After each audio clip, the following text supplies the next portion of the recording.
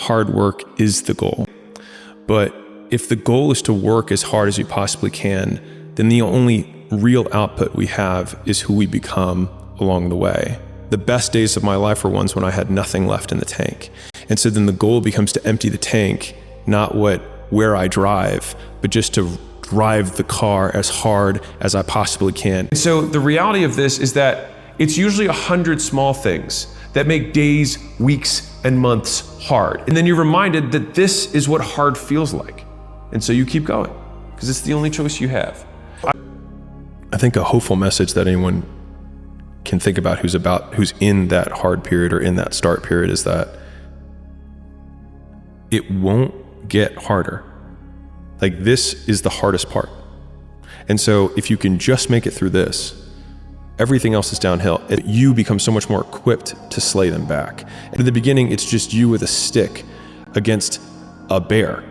And arguably that fight is a harder fight to win than beating a dragon when you have a nuclear bomb and 6 nations behind you. And so it's not even like the size of the hardship, it's just also the resources and how few of them you have, and how so much of the beginning is literally burning the one thing you have, which is time. You don't have the money to pay other people to help you. You don't have the resources to go get someone no one can learn it for you. It's like there's a lot of the things that we care about a lot, like no one can work out for you. Doesn't matter how much money you have, no one can learn skills for you. And so in the early days, it feels so painful because you look around to see who can help you, and then you're like, it's me again. The skills that you develop along the way, like Steve Jobs learning calligraphy that then became Apple fonts that transformed how we type.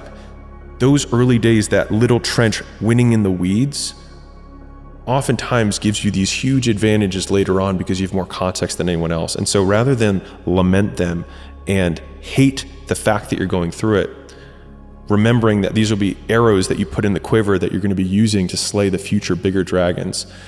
And so I think when you're on the start path, you can't look at the outcome as the only positive because you will never make it. But the most helpful frame was thinking about who I was becoming as the asset that I was building. So in real time, whenever I finished a long day's work, I was becoming more like the type of person who could work for 5 years without reward. So some of the biggest reinforcers I've had in my life has been future casting the story that I would tell about the shitty period that I was in.